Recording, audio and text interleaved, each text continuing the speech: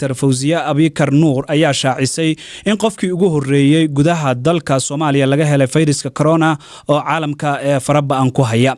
Dhinaca kalena dawladda Soomaaliya ayaa joojisay dhammaan duulimaadyadii caalamiga ahaa laga bilaabo saqda dhexe 18 bishan Maarso muddo 15 cisho ah. Haddaba wararkii ugu dambeeyay waxa ay noo haya wariyaha BBC-da ee magaalada Muqdisho Ibrahim Maxamed Aadan oo haatan si toos ah qadka ugu jira. Ibrahim, bal wararkii ugu dambeeyay cudurkan markii ugu horeysay laga helay Soomaaliya iyo guud ahaan wararka ku saabsan dawladda Soomaaliya hadallada ay soo saartay. aad baad u mahadsantahay Xasan Cumar. in dhawaalaba waxa laga warsugayay baaritaanada laga qaaday dhowr qof oo ay dawladdu markii hore ku karantiishay gegida diyaaradaha Aadan Cabdulle markii ay ka soo degeen kuwaasoo ka yimid dalka Shiinaha.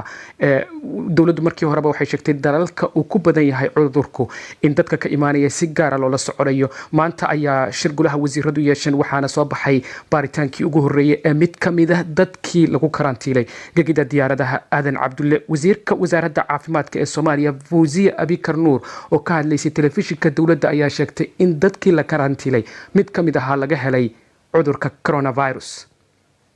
waxaan rabnaa in dadweynaha Soomaaliyeed umada aan u sheegno in maanta oo ay tahay 16 bisha Maarso 2020 aan xaqiijinay xaaladii ama keyskii ugu horeeyay oo coronavirus ah. sidaad la socotaan waxaa jira muwaadiniin Soomaaliyeed oo dibadda ka timid oo lagu hayay airportka dhexdiisa si loo hubiyo caafimaadkooda maadaama ay ka yimaadeen meelo caabuq aad iyo aad ugu koreeyay. waxay ahayd taxadar meel loo asteeyaa la geeyay waxaana laga qaaday wax walbana waa la baarayay. waxaa laga qaaday baaritaankii loogu talagalay in lagu ogaado infectionka coronavirus ee COVID-19 loo yaqaano.